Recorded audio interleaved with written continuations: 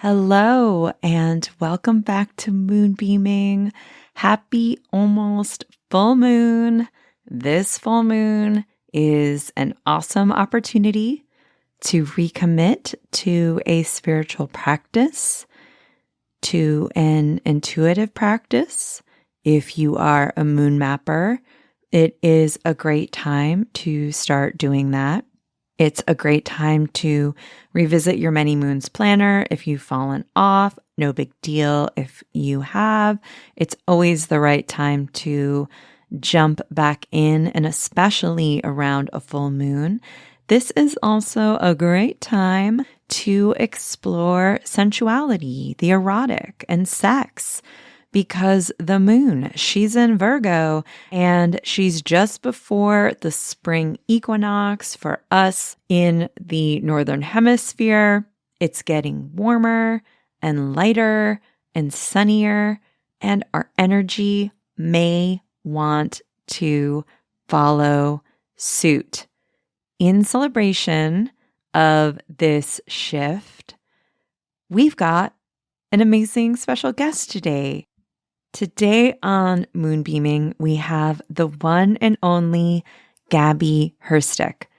If you happen to be alive in the witching world presently, most likely you are familiar with Gaby and Gaby's work. And if not, no worries, I will read you her bio now. Gaby Herstik is a practitioner of erotic witchcraft who is devoted to the goddess of love and lust. She is the author of the books Sacred Sex, Inner Witch, and Bewitching the Elements, as well as the guided journal Embody Your Magick. Gabriela's work lives at the intersection of the esoteric and erotic, which she explores through her writing and by leading discussion circles in kinky rituals.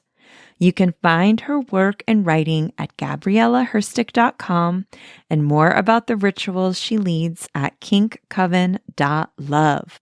Gabriela is an angelic succubus residing in the city of angels. Gaby also contributed to this full moon's edition of Many Moons with a fantastic piece on the sensual and spirituality. And surprise, our conversation today is about that as well. We get into so much goodness in this episode. I didn't want to stop.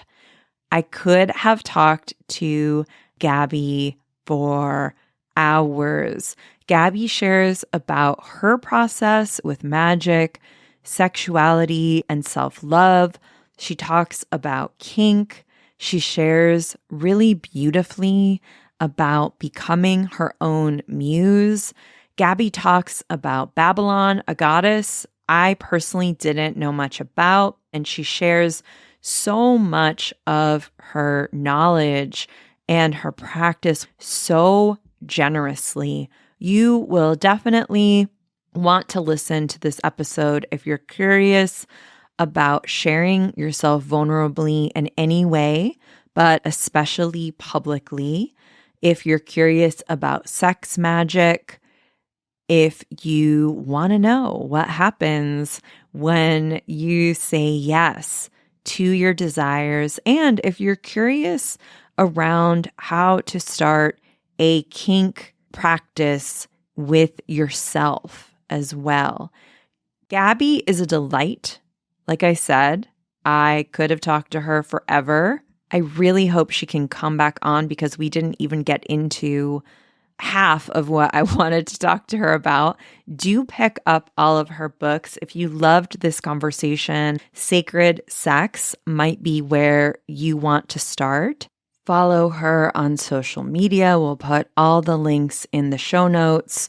Her piece in Many Moons is really great as well. You can pick up the benefit edition of Many Moons. I'll put the link in the show notes. And you can also get our March guide where you will also be able to read Gaby's piece a gentle content warning that kind of goes without saying, but I do want to share before our conversation.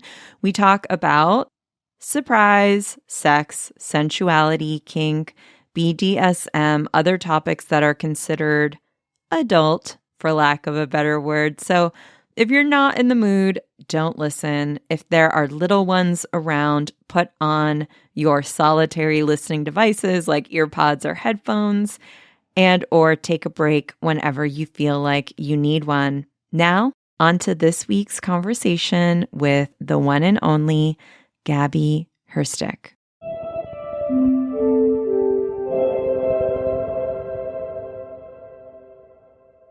I could not be more excited today. I feel like this conversation is years and years in the making. This person was literally on my long list of who do I want to have on Moonbeaming? Who do I want to talk to?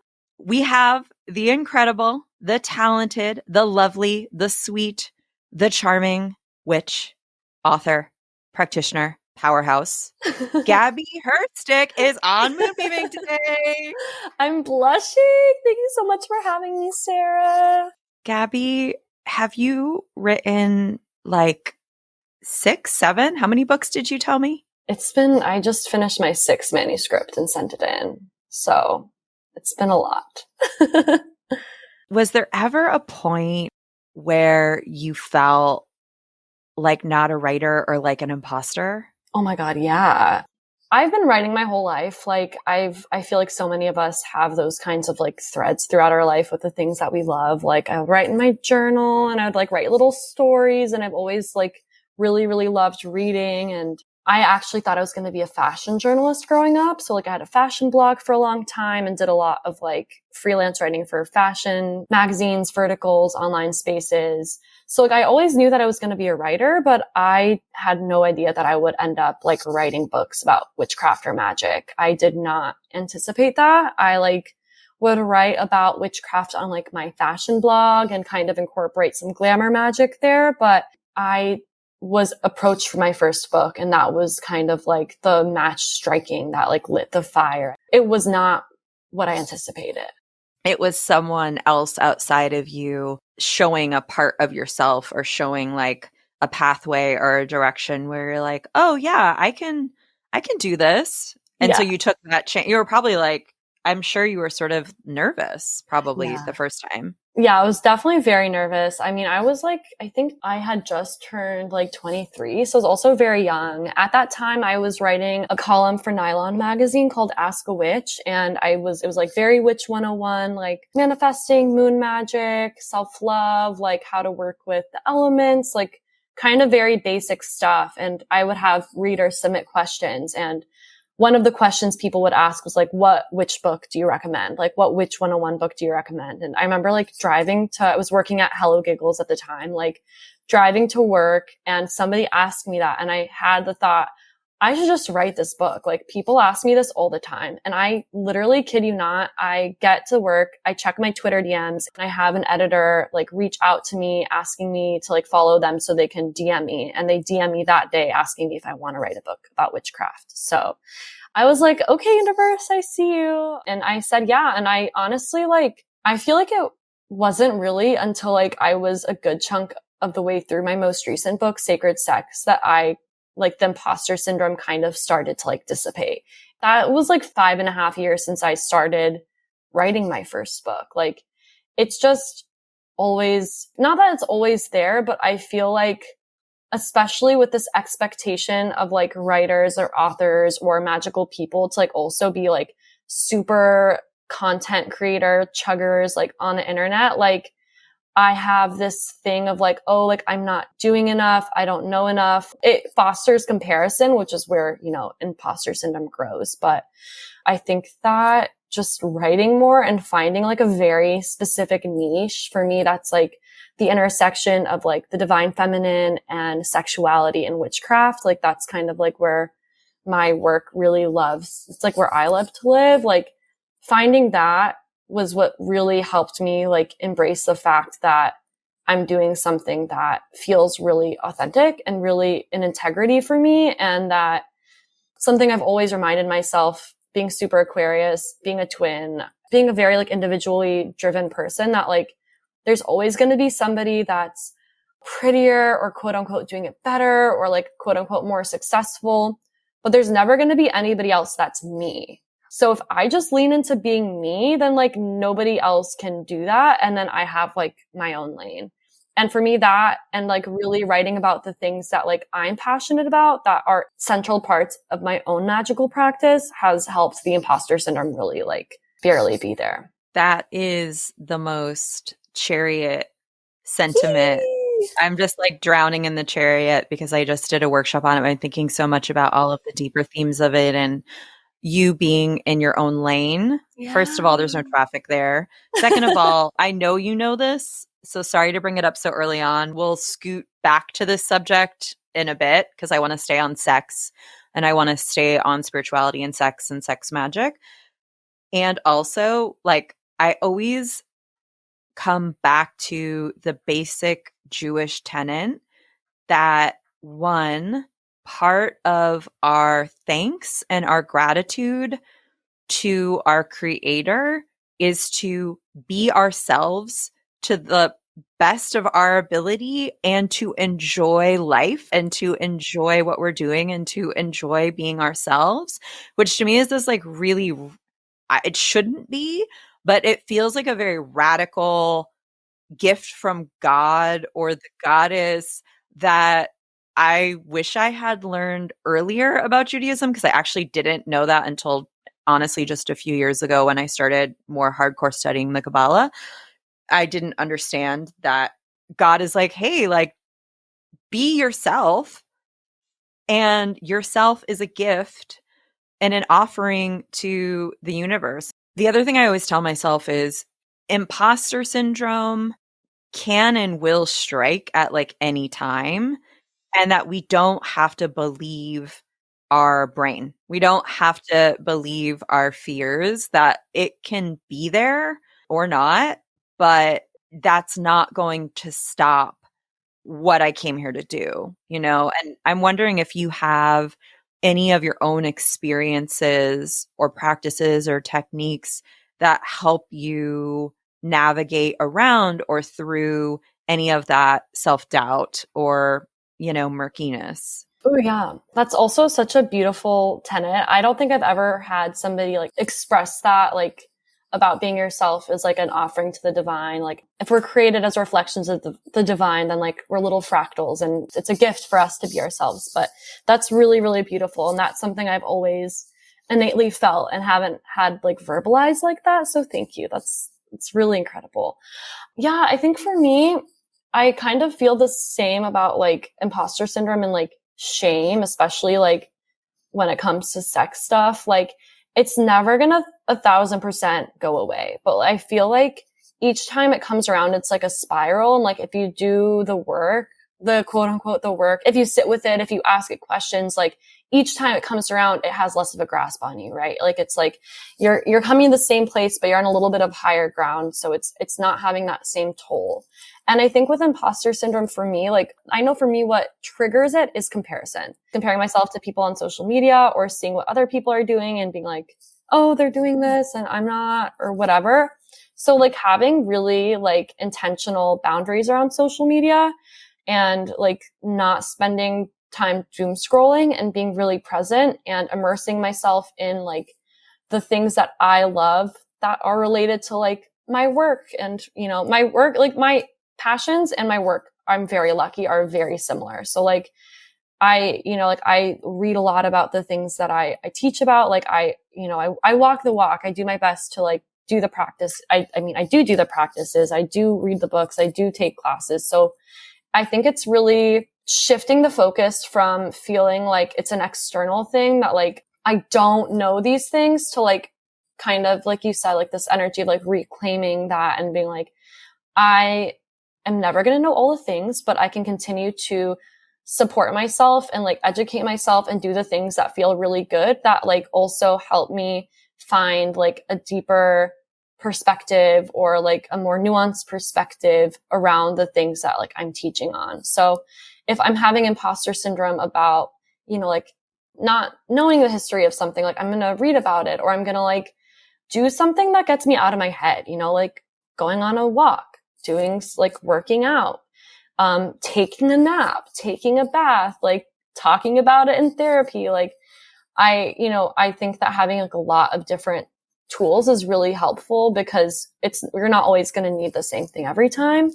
And sometimes it's just like anxiety day, and it's just my brain focusing on something, and it has nothing to do with like me. And it's just my brain trying to make my life more complicated. And like you said, like our thoughts aren't necessarily true. They're just thoughts. We don't have to choose to engage with them.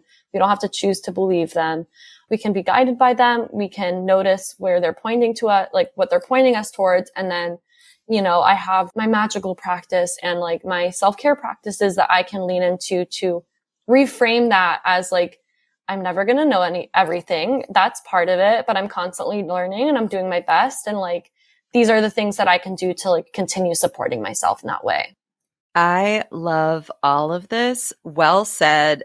Definitely said from the perspective of someone who's done it and who's experienced it. As you were speaking, I was thinking about that rude tension or paradox between always having to be a student in order to gain expertise and being a lifelong learner, and this really annoying tension that exists between doing something, whether it's a project or a long practice, and then when you get to the end of it and anything you've put out around it, again, just raising my hand, speaking for myself, because you have grown and matured and gained more wisdom through the seeking, you look back on something you've done, again, just speaking for myself, something I've done or put out 2 years ago or 5 years ago, or the more I've committed to transforming, the faster I find myself transforming, which also unfortunately means that I can look back on something even 6 months ago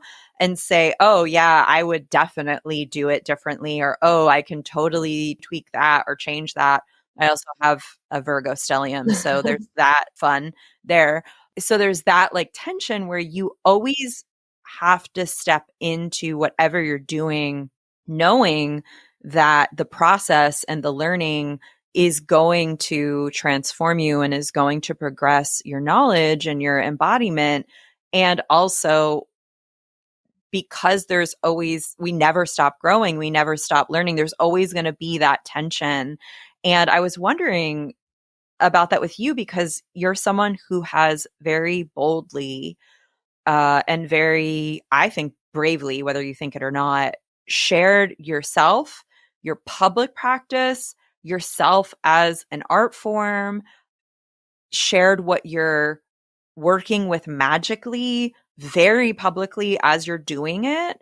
And I was wondering if you had any insights on the gifts you've received from doing that for so many years.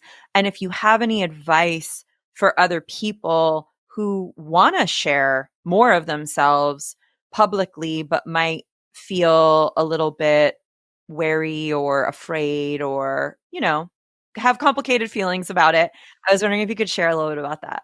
Yeah, well, I just want to speak that I totally understand like doing the thing, putting the thing out and be like, oh, there's like these things I wish I would change. Like I totally feel that about my first book. There's a lot in that book that I would change. There's a lot that I've learned, and it's always a learning process. And that's the thing about wisdom. It's like you can't change the past, but you can take what you learned and move forward in a different way. And, it's all I try to do, because I, unfortunately with books, until my first book came out, I didn't realize how like solid and like movable they were. Like I come from like online journalism where you can fix a typo, and like, I was like, oh yeah, the back of the book copy is like way more important than I thought. And like, this is way more important. So it's just, you have to live and learn. But I really love that kind of perspective, that as we're evolving, our perspective on what we've done is going to shift as a testament to our growth. So that's really beautiful. I feel like at this point in my like witch career, most of my practice is like, I don't talk about. Like I talk about the goddesses I'm devoted to. I talk about sex magic, but as far like what I've realized for myself that feels really good is like, I was a really chronic oversharer for a long time as like somebody who had a blog and was like, has been on social media for a long time. And I would post like altar photos or like spells. And probably about like 4 or 5 years ago, I stopped doing that. Anything that I post publicly, like you're not going to see my personal altars. You're not going to see my spells. And the things that I talk about are like more experience based and more what like gnosis based, I guess, versus like the specifics of the spells or rituals I do. And that feels a lot better. I'm a Scorpio moon. I love having secrets, I've realized, and having things that are just for me feels really good. So the things that I share are things that I've not necessarily gotten permission, but things that I feel are okay to share. Probably the most important tenet to me in my life is being myself and sharing from that place. And I'm also an exhibitionist. I also am like an artist. Like I see myself as my muse, and I've always been very inspired and fascinated by like sexuality and glamour and something like Instagram where I can explore those things and pair it with like, you know, words and images as well as like blogs, which I had for a long time, was something that felt like really right to do, because I do feel this like, you know, I feel like a lot of us who are doing things like having podcasts, writing books, writing blogs, like we feel pulled to be of service to others. And one of the ways, you know, like I'm not going to share something that like I haven't personally moved through, experienced, or learned from. Like it just does not make sense to me. I learn from personal experience, and, you know, like going back to imposter syndrome a little, like I don't have imposter syndrome so much that like I just don't really see myself as like a quote unquote teacher. I just feel like a student who's also sharing so people don't make the same mistakes that I made, or so people have, you know, more like inspiration or more like ways to do things or perspectives that like I have found really helpful. So like an example of that is for like the past year and a half, I have done these kind of like long form devotionals from new moon to new moon. I'll like dedicate the lunar phase or the lunar cycle to a specific intention. So like I've done ones to the unknown. I've done devotionals to, you know, the holy whore. I've done devotionals to like specific gods and goddesses. And for the whole month, every day in my morning practice, like that's the intention I focus on. And I've done long form devotionals outside of that. I have written about that, but I knew that I didn't want to talk about that specific framework of these like 28-day devotionals until I'd done it for like a year. I was like, I really like need to see what this is like. And this is something that feels so delicious and so supportive and so like me, that like until I'd done that, that was when I started talking about that. So I think that also for people who kind of want to start expressing themselves more online, I have 2 different kind of pieces of advice. One is that when we do things that are considered kind of like that we consider taboo, and we do them anyway and we break those taboos, there's a lot of energy that's released. It can be a really, really potent offering to step outside of your comfort zone and step into the unknown and share yourself. So if you have that urge, like it's such a, you know, like social media is like a good way to do that, whether it's like a tweet or like sharing a selfie. If you're like really not sharing like your personal yourself in your like maybe your brand or your shop or whatever it is, and like obviously be safe, you know what I mean? Like you don't want to like tag your exact location. You use your discretion, use your discernment and all of that. Of course. But if you have that draw, it's like when I tell people with like witchcraft or like the goddess, it's like if you have that feeling in the pit of your stomach where this is something that feels like you need to go down that path and explore it, like that's all the invitation you need. You don't need to wait for anybody else to invite you on the path. And if you feel that need to share, like just do it. And the worst case scenario is you archive or delete the post. You know what I mean? But if it is something that feels edgy to you, like that is part of magic and witchcraft. It is not all love and light. You know what I mean? Like there is this, like there is a necessity of going into this underworld and excavating, and like those kind of edges are things you can do in devotion to yourself or your practice or source or goddess or whatever it is. And if you do want to share your magic, like you do not have to be like a professional witch to be a powerful witch. Like I think there's, especially with like COVID, there was like a lot of kind of push for like witch influencers and people like starting these professional services. And of course, like if that's what feels really right for you, absolutely go for it.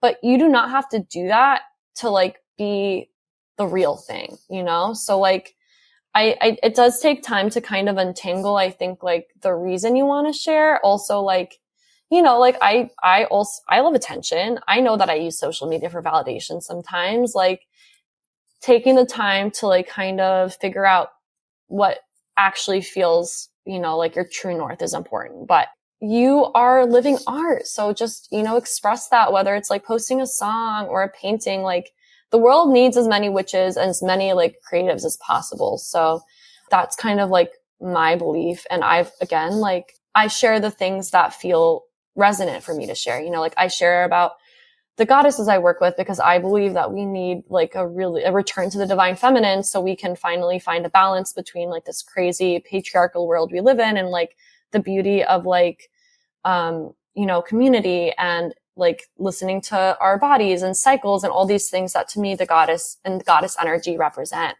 But I have also, you know, gone through a lot of like, I have been posting on Instagram for like a decade. I have learned a lot about what feels resonant for me to share. And, right.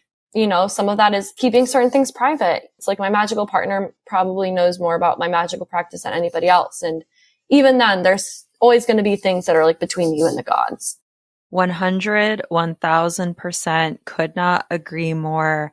I also, like, as you were talking, I've been thinking about this because one of the themes that I channeled for 2023 is conscious curation. Ooh. The word that came in first, though, sometimes like words will come in and I'm like, what? You know, I'm like, what are you talking about? The word that came in first around it was sensory deprivation tank. Ooh. Yeah, I was like, what are you talking about? Like, what is this about? And they showed me just it's very much about being incredibly conscious about what you're letting in and what you're putting out. And no tea, no shade, no pink lemonade on anyone who's listening to this. But I then have started, if I'm posting on social media, I'll just post and go. Like I won't. Yeah. And the other thing I started doing is, I'm just going to say it. I don't know why this feels edgy for me. This is like so not edgy. We're about to talk about some much more edgy things. And I want to get into that. But I have muted everyone who I like and I love and I know, or some people I don't know, or some are, you know, collaborators and things like that. I just don't want any input of anyone else's thoughts, practices. For the first quarter of this year, we're recording this in January, friends. This will not air until later, but I'm just letting y'all know. I want hibernation, hermit energy. Like I want to get really clear on what I think, what I know, and letting in everything and being like super open to everything isn't going to get me closer to that internal and that core. So the other thing I want to say, I just want to mirror and reflect and validate is like, of course we want validation and approval. And of course we're going to utilize social media for that, our relationships for that. Like, hello, it's weirder to me when people don't admit that, you know, it's like, hello, we're here to be seen. We're here to show up. We're here to be acknowledged and validated and connect with people who are like, oh yeah, I really resonate with you, or that really helped me, or I love that. There's one last thing though, in what you said. I really want to talk about sex. I really want to talk about the erotic. I really want to talk about sex goddess energy and sex magic, but I just want to say one more thing because you brought it up. I have all these like bullet points I'm keeping in my brain as you're talking because every sentence you say we could go into because it's so rich. Like I just am loving this conversation so much. You talked about becoming your own muse, which really feels like a big fuck you to codependency, to external validation and approval. It also really flips the script on art and art making, right? Like that old, oh, they have to have a muse and she was this and she didn't say anything and she sat on a bed or whatever. And you're like, I am my own muse. Like, talk to me about you realizing that that's what you were, that's what you decided to do, how you started doing that and how you continue and what the gifts and what the expansion of that practice and that realization has been like for you. Oh my God. Beautiful question. So actually, like, I use this app Time Hop. It like tells you like, this is what you were doing on social media 1 year ago, 2 years ago, 3 years ago. Like it goes through like, you know, however many years of social. as an Aquarius, I don't have a sense of time. So it's super helpful for me to kind of like organize myself in that. And I was looking at that, and like 6 or 7 years ago, I started this series called Love Letters from Venus, where I would take these like what I called selfie portraits. So like I would just use my iPhone, and like I would take kind of like close up photos of myself in like lingerie and like put flowers in lingerie. And then I'd write these kind of channeled poems like from Venus, and I paired them, and I made like a little ebook. It was really just like for me, I put it on social, but I had actually kind of forgotten about that. And that project where I like very much chose to like adorn myself in things that made myself feel beautiful, that helped me embody like this Venusian energy, and pairing it with this devotion to this goddess who I'm connected to. I think that was like really the start of like very intentionally seeing myself as my own muse. As somebody who is like has a background in fashion and who had a fashion blog for a long time, like I love modeling. I love dressing myself up, and I love like using my body to express kind of like different states of myself, different like facets of who I am. And that, like my connection to glamour and adornment and honoring like my body as a vessel for the soul and for the universe, like I think that was kind of my stepping stone into this perspective of seeing myself as my own muse. But I think Love Letters from Venus like very much was probably like the first time where I was able to create art by myself that I really like liked and I felt really inspired by. And two of the ethos, you know, that I've realized have kind of connected me to this idea of becoming my own muse is like, you know, the idea of self-love, which we're all familiar with, which is like being there for yourself, self-compassion, like doing the thing, you know, self-care, but also like showing yourself love, which to me is like, you know, can be anything from working out and going to therapy to like taking a bath and doing a face mask. Like it's expansive. But one of the sisters to that I've been really kind of working with is this idea of self-lust, and the idea of like lusting after yourself and turning that lens of desire on yourself, and finding this kind of like erotic connection to yourself, whether it's to, you know, like having like self-lust for specific parts of your body or your hair or your heart or your laugh or your kindness. Like, you know, again, we can think of the things we like lust after in partners and turn that on ourselves and see that those things that we like in other people are resonant within ourselves. And I think that having those kind of two perspectives of self-love and self-lust and using that as inspiration for creating was a way for me to kind of embody myself as my own muse. When COVID started, my second book was about to come out and I didn't really have a lot to do. And I started doing these collages that I named The Erotic Oracle, which is now like my OnlyFans, and like now I'm kind of like taking a different direction. But every day for like the first 70 days of quarantine or something, I would like take a photo of myself in lingerie, and like maybe, you know, sometimes I would use like kink and BDSM gear. So like ball gags or pleasers or, you know, like paddles and stuff. And I would take a photo of myself and then I would collage it into like these like really Baroque backgrounds and like add roses and like kind of make these really cool, almost like oracle card vibes. And that was kind of like another expression of becoming my own muse. Cause I was like, I got to adorn myself. I got to model. And like, for me, like capturing myself, like through photography has been like a big one, because like for a long time, I was really, really awkward in front of the camera. Like I wasn't really comfortable in my body. Like I hit puberty really late. So I was a really late bloomer. So like I like didn't feel super confident for a long time. And now like I not only, you know, feel beautiful, but also do the things that like I know are like good for my body, like working out, drinking water, you know, like all of these, going to therapy, whatever it is. And having the space to like make art by myself with myself just brings me so much joy. And like, I find like new depths of beauty through that. And for me, like like being myself, honoring myself is like the central, like probably quote unquote commandment of my life. But like honoring the goddess is like why I'm here. Like I'm here, like that's like the central altar to my life.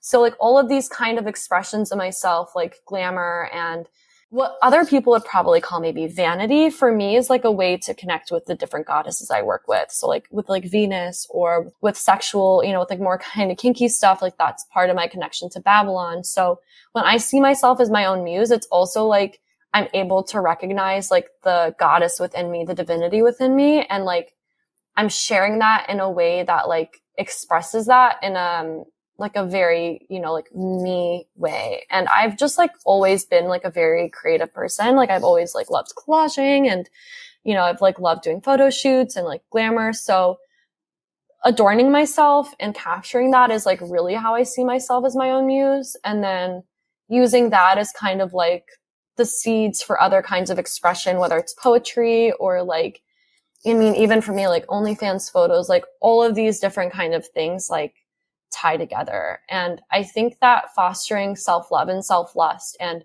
noticing the things that you love about yourself and noticing the things that like turn you on about yourself and noticing the ways that like, you know, like clothing feels good on your skin or like lipstick looks good or like what, like these like kind of like little things can lead you to finding inspiration within yourself to like be more yourself, which to me is like really what it's about. It's just a way to like live as art instead of just, you know, seeing art that like you got to turn your life into this ritual of like self-creation. A woman, a them. Amen. On that note, I wanted to share a quote from you from Many Moons where you wrote this beautiful piece on sacred sensuality. And you write, on this full moon, I invite you to remember that your sensuality is inherent. It's not dependent on anyone else or if you're in a relationship or not. It's not dependent on whether you want to share this with others or if you have the desire to. Sexuality is a gateway to the erotic within the self, the virgin gleaming as an emblem of autonomy that you get to step into guided by this lunation. I love this idea so much because I feel like we've been taught, or again, I'll just speak for myself. I think as a woman, even as a queer woman, like I feel very lucky that I'm queer because, again, I'm going to be very honest, queer sex is not centered around a penis orgasm. Like queer sex is about a mutual pleasure and reciprocity.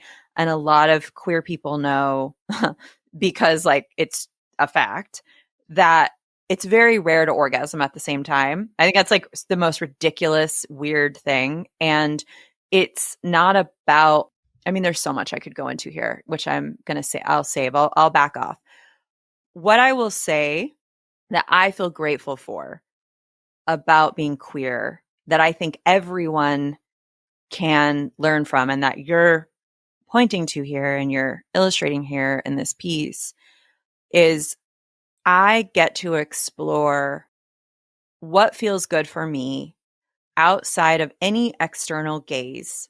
I get to think about all kinds of pleasure. For me, as someone who has a lot of chronic pain, I love BDSM because a lot of times if I'm getting tied up with rope or hit really hard, those endorphins take away from my chronic pain. It's sexual and also it's healing. Mm-hmm. It's like chronic pain management. And this sounds very odd. I know, like some people are probably like, what? But it's like doing a number. It's putting me in touch with my body. It's sort of it's both putting me in touch and taking me out of my body. It's helping me with like control stuff. And there is an element, of course, of desire and sexuality in that.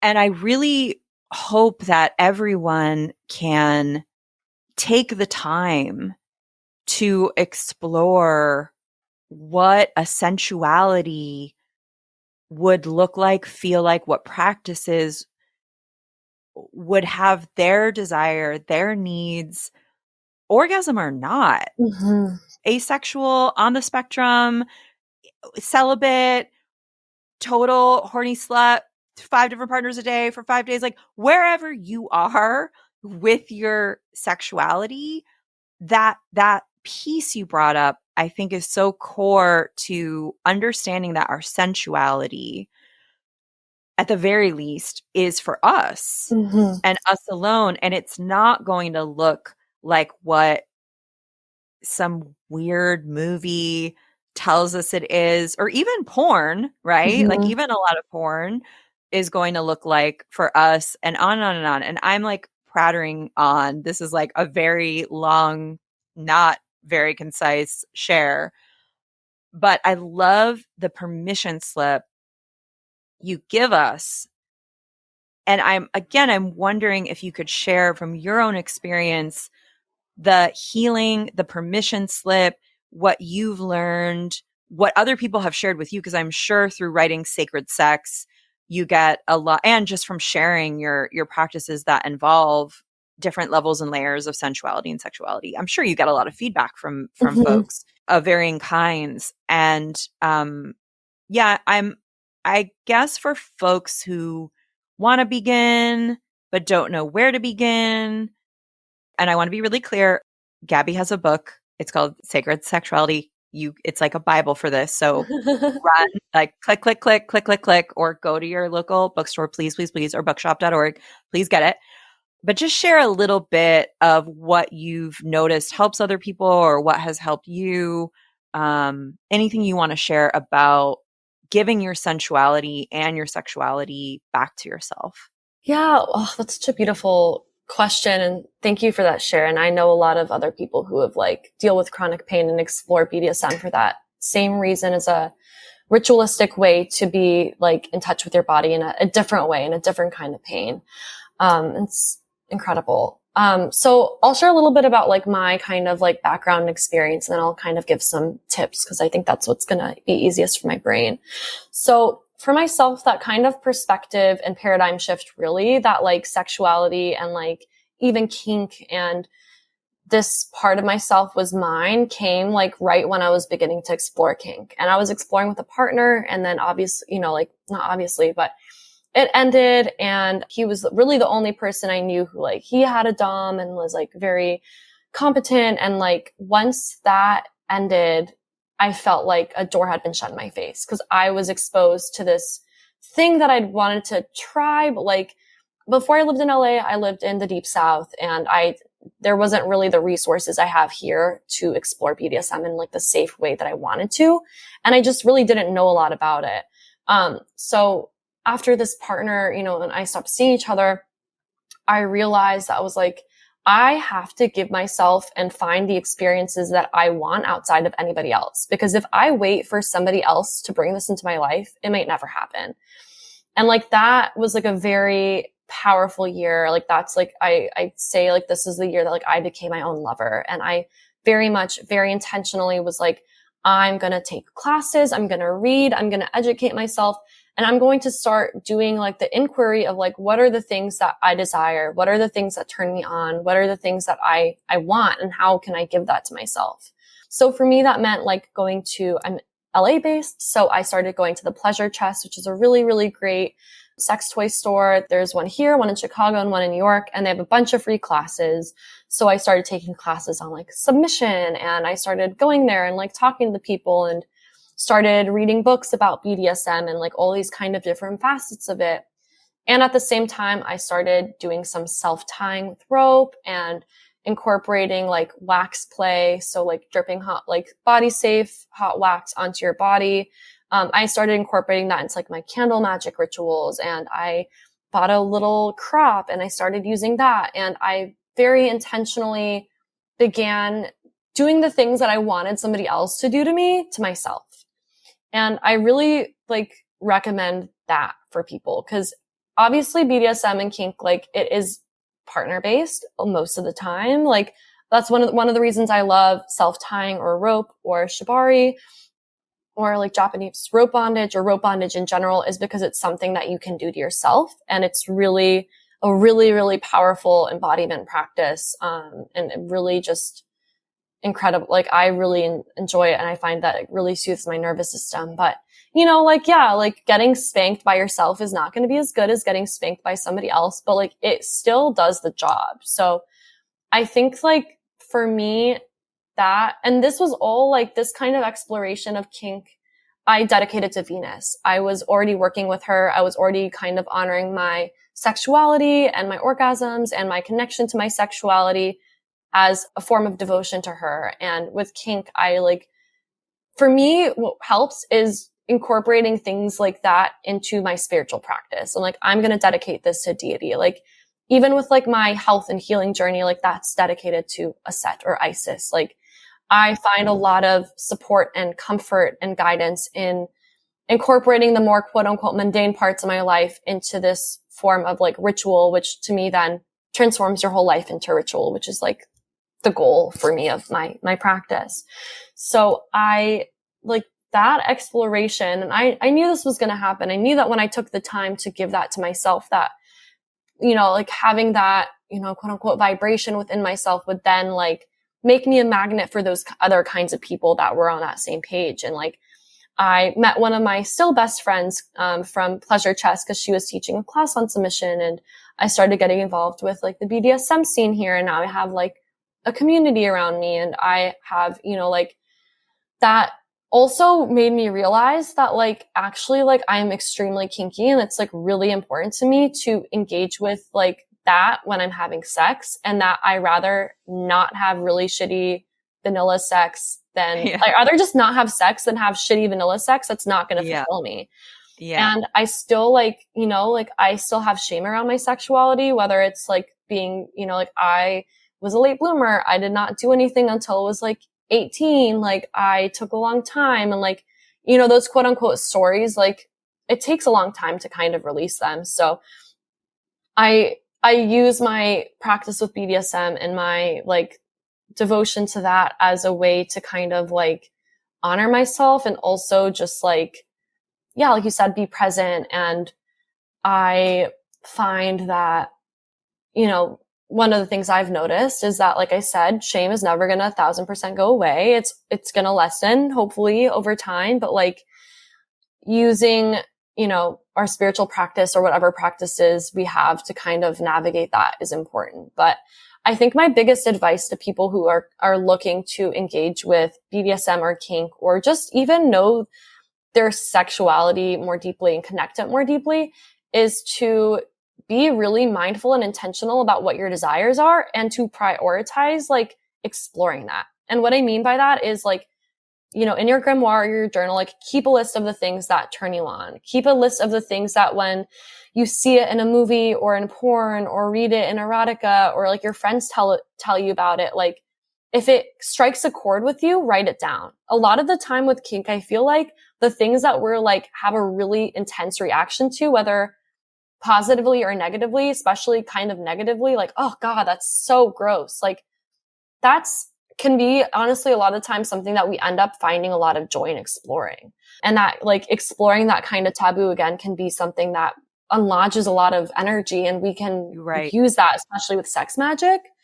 But like have a list of like the things that turn you on, like take the time to journal around that, use the tarot to help you go deeper, you know, like meditate on it. And then outside of that, also like, especially if you want to engage with BDSM and kink, like educate yourself. There, you know, it used to be kind of like the saying, like safe, sane, and consensual, like SSC, but like what the fuck is quote unquote sane anyway, right? It's like kind of an outdated model. So like the kind of form of BDSM I practice is called RAC, or risk aware consensual kink, where, you know, like I do recognize that when I'm getting spanked really hard or tied up or choked, like these things do come with a risk.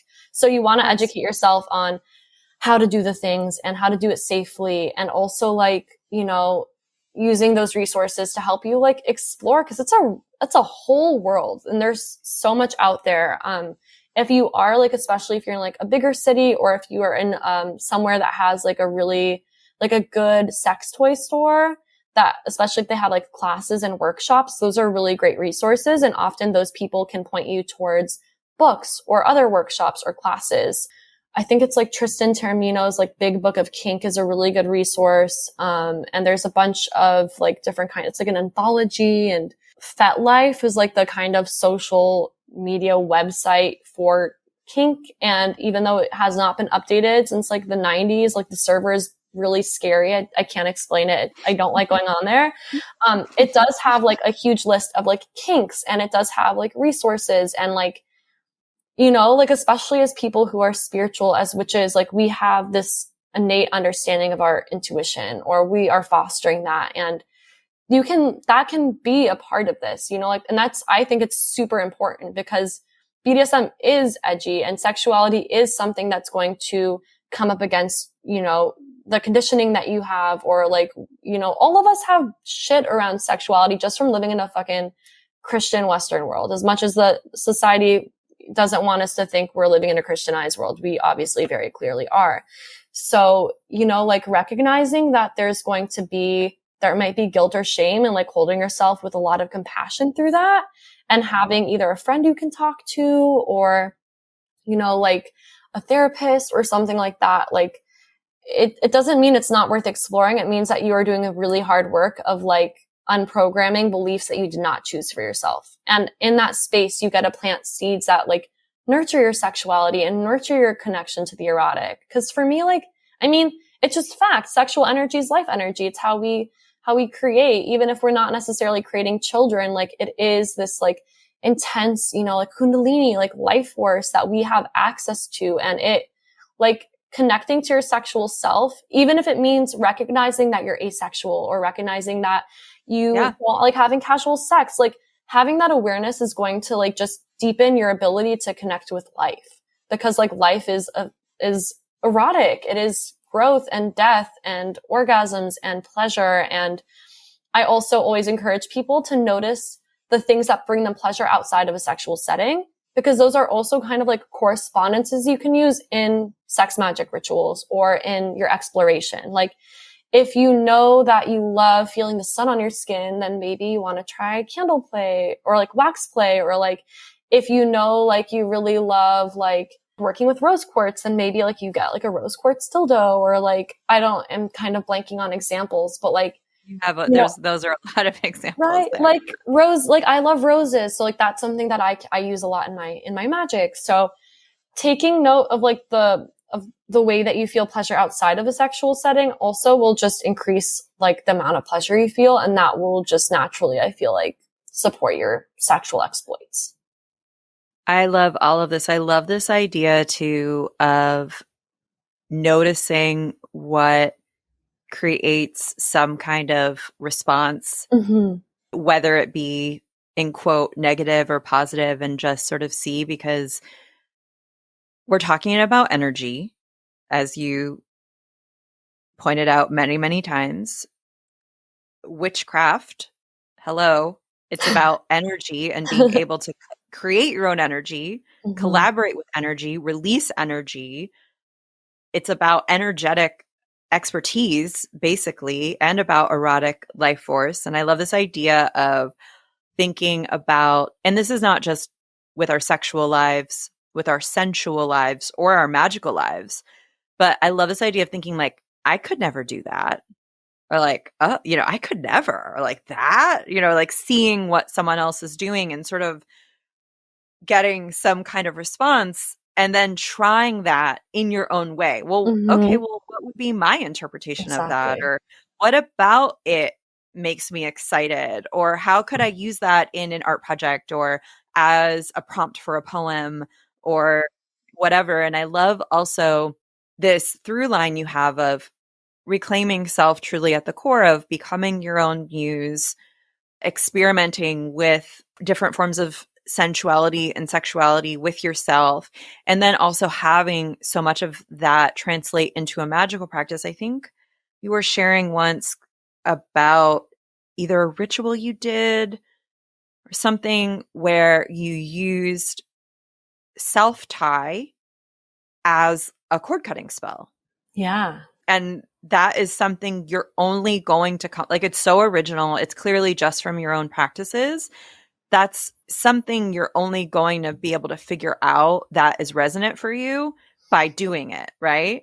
Yeah, I think that's the beauty of like magic and also sex. It's like they're both very creative acts, you know? And that's like for me why like as much as I am like a student of like the Western mysteries, when like magical stuff gets like too heady, like I'm out, because for me, like magic is felt, it's experience. I recognize like the importance of memorizing certain things and of like having structure, but like my creativity is a big part of my magic, and it's a big part of like my sexuality. And it is like you have to just try it, you know, like you said, like you don't have to do the same thing you don't have to do the things the same way other people do. And I think that knowing thyself allows you to have that lens of being like, okay, like maybe I wouldn't do it this way, but I do it this way. And like, you know, for myself too, like having that community around me, or like being able to talk to my friends about this stuff, it's like you inspire each other. You're like, oh my God, that sounds so fun. Or like, oh, I want to do that. Like,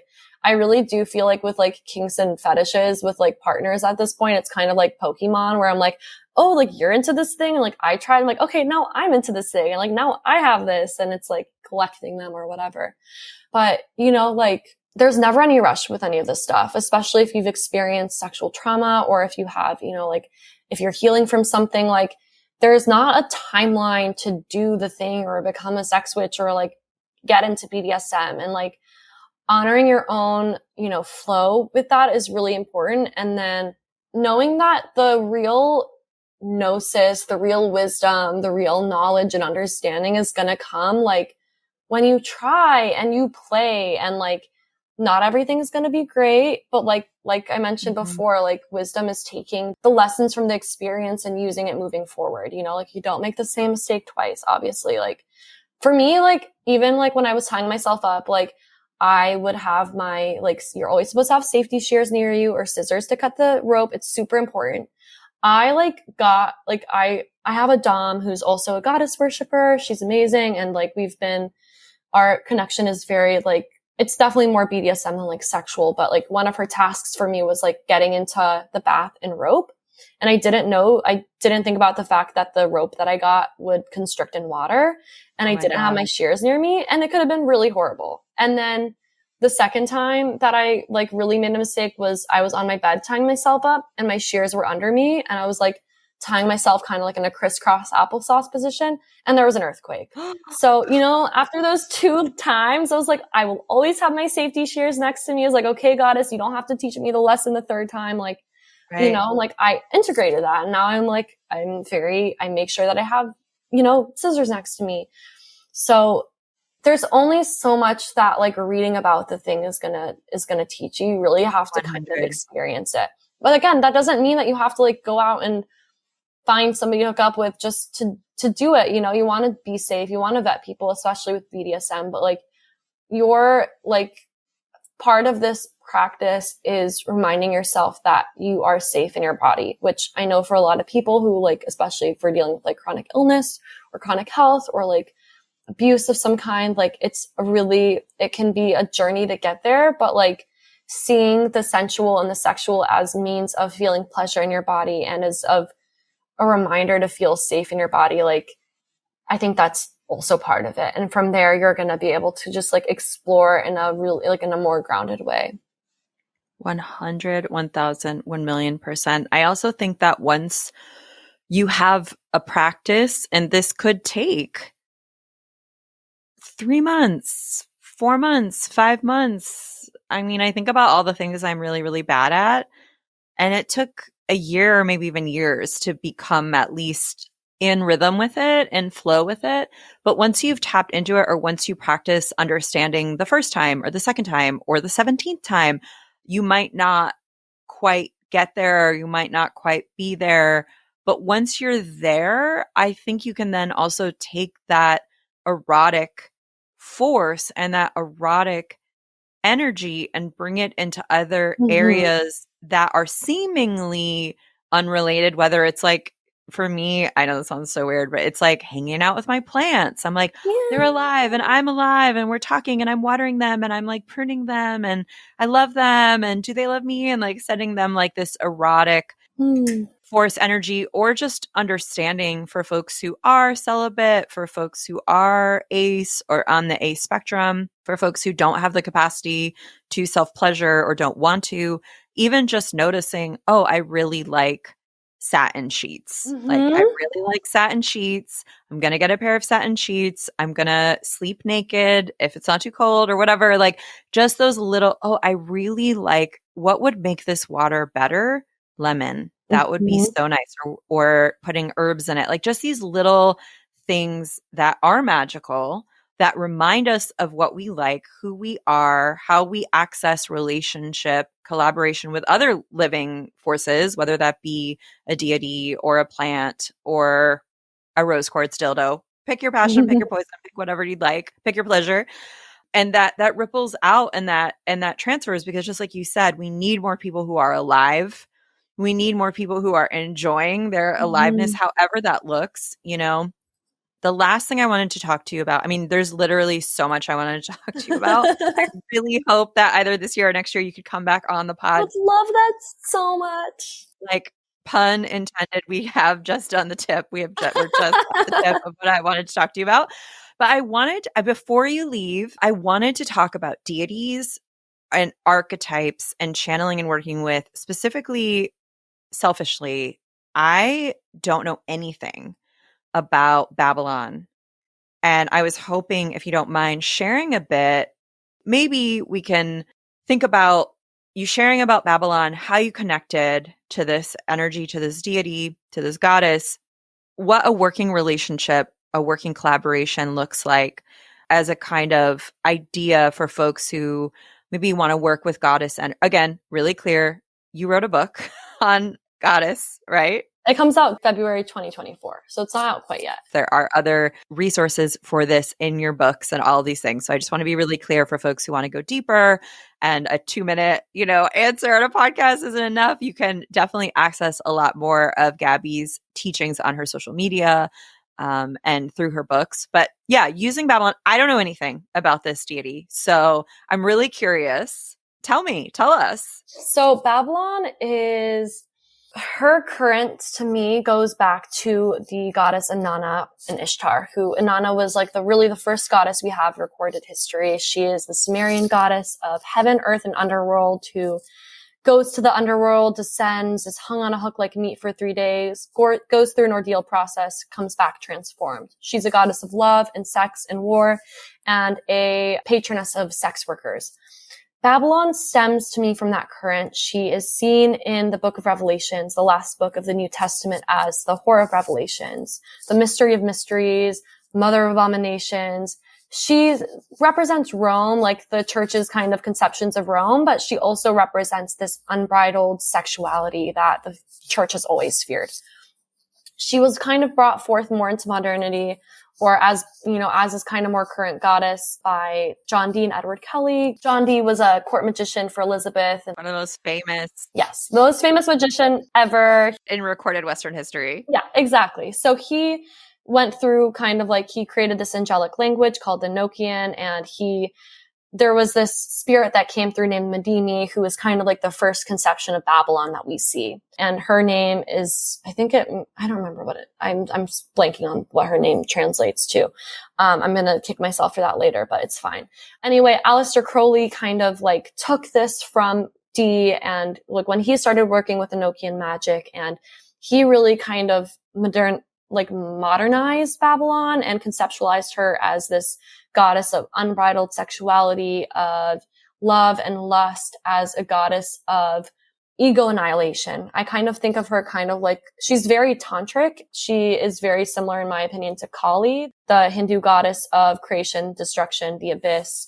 And Babylon, she was conceived by him. And then there were kind of some other more modern magicians like Jack Parsons, Kenneth Grant, a lot of women now.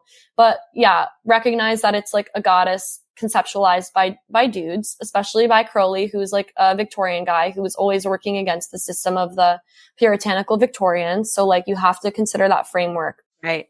And no offense, there are some issues there. Oh yeah, exactly. And there's issues with every Western magician in past, and I would argue present, and no one's arguing with me, but in the past, in the present, and the future, we're so influenced by the system. So Yeah. I need to name that because I love Crowley's tarot deck. Mm-hmm. And also I've read some things that, sus. He was complete shit to the women in his life, and he worshipped the goddess. And it's like, you have to recognize that. So the way that I see Babylon, because she's a goddess. She cannot be contained to like one system. She's expansive. She's a current. She's a force. But she was very much kind of conceptualized by problematic men.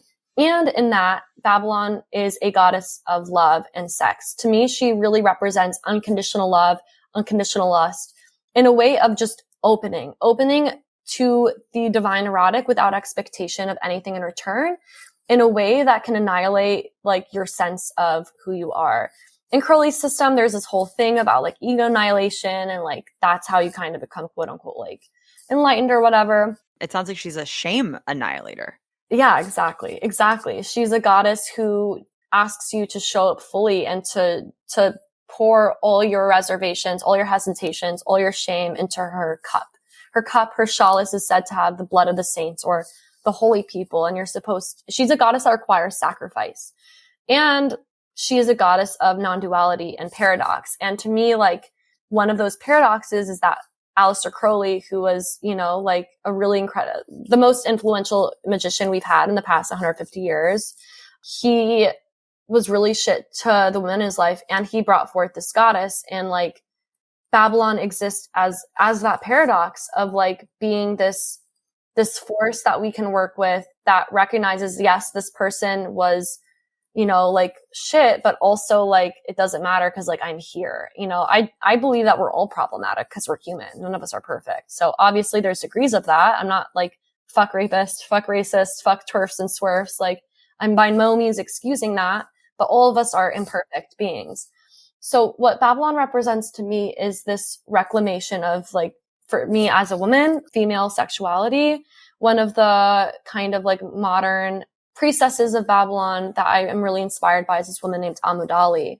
And Babylon's like she's like a very kind of destructive force. Like, a lot of people see her as like scary. Like tower energy kind of. Exactly, yes. Very like phallic, very destructive. But like for me, like one of the things I've kind of come to recognize is that death and rebirth don't happen at separate times. They're happening at the exact same time. And through that destruction, that creation is happening, like through orgasm, like there is the little death. And at that same time, like there is this potential for birth, for transformation, for creation. Amudali talks about Babylon as a current, which is a cool kind of like a way that I think of her too. Like, she's both a deity and a living force of the divine erotic. That, has begun with the goddess Inanna Ishtar, has been continued through the different goddesses of love and lust and war. And that one of the reasons Babylon seems so destructive is because female sexuality specifically has been so repressed for so long. And it's coming up now. And we're seeing this liberation, and that is destroying the old paradigms. So that's kind of the way that I relate to her. For me, Babylon is the goddess that I relate to like my underworld self, to my shadow self. She's the goddess who guides my exploration of kink and BDSM and sex work. And like all of that exploration is devoted to her.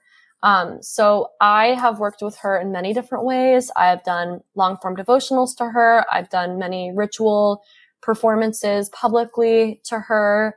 But like in the day to day, like I have a daily ritual practice that I'm like a stickler about. I will not miss.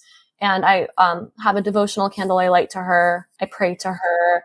I connect with her when I'm like exploring these kind of different, more like taboo modalities. And, like like I said, like the long form devotionals I practice, each one kind of has its own theme. So, I really work with her with the state of like releasing my shame about my sexuality, like releasing my embarrassment. Like, it can be anything from like being embarrassed about a text I sent to like feeling like too slutty or too prude or like whatever it is. And she is like, for me, she can be very destructive if that's the state I call upon her. Like, if that's one of the faces and expressions I commune with her. But also she is like, it's like such like an open kind of energy. Like she's like accepts all of it, and I can just like pour all of those inhibitions and all those doubts into her. And she very much is like the guardian and like guiding force of like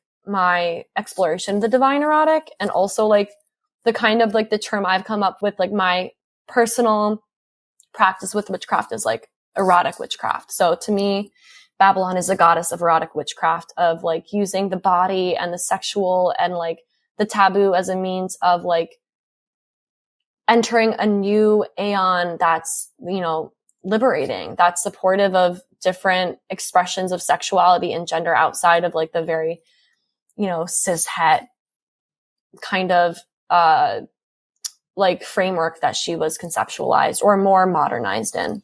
She's like the most capable, experienced, loving top, universal cosmic top that you can find. Like she can take whatever and she can do whatever and handle whatever. Yes. Yes. I always say like goddess is like my true dom. So, and like Babylon's like, I've, you know, like it's like any goddess. There's, especially with a dark goddess, like I consider Babylon a dark goddess of love because she's very, she will lead you to like the parts of yourself that you have ignored or that you don't necessarily like want to witness. But, you know, there is a sacrifice that's needed. There is this like underworld journey, and like that means like releasing something. And I feel like, you know, I've been talking about this a lot. There's kind of a sacred amnesia that happens. Like each time I do a long form working with the dark goddess, like I forget that something intense has to be sacrificed.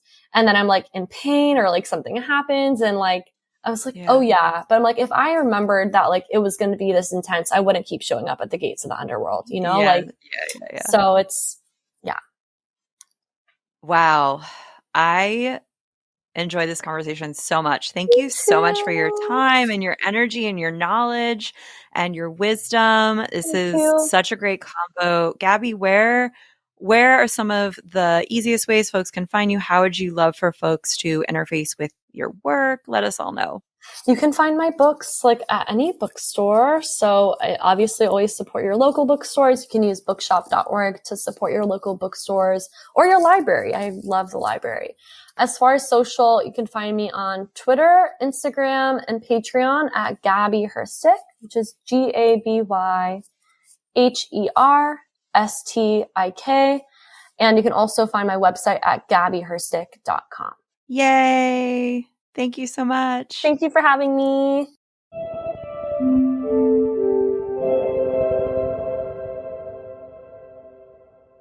That's our show for this week. I hope you enjoyed it. I hope you feel inspired, delighted. Have a beautiful full moon, and I'll be back next week.